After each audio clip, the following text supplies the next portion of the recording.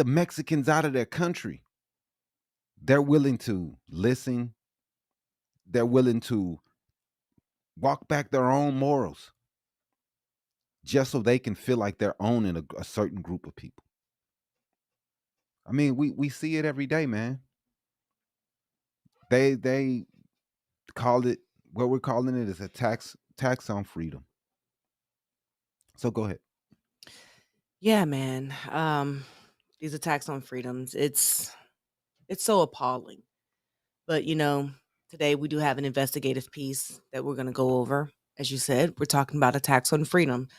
Um, Today it's the attack on freedom of speech, and it's a cornerstone of democracy, unless, of course, you're criticizing Israel or Trump. I mean, that's what it seems like. And we have students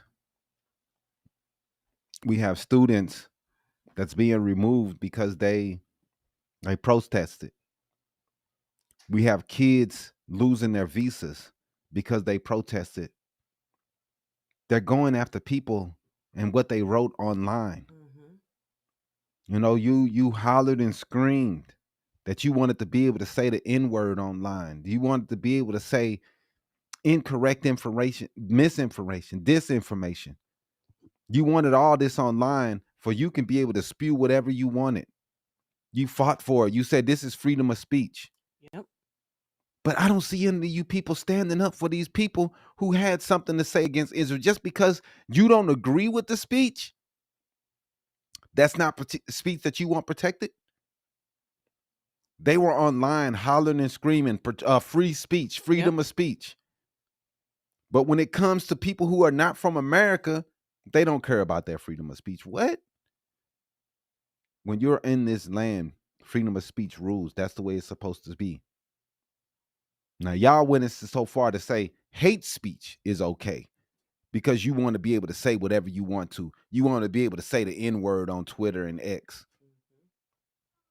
But these kids having something to say against Israel's genocide, we have no problem. Nobody's saying anything.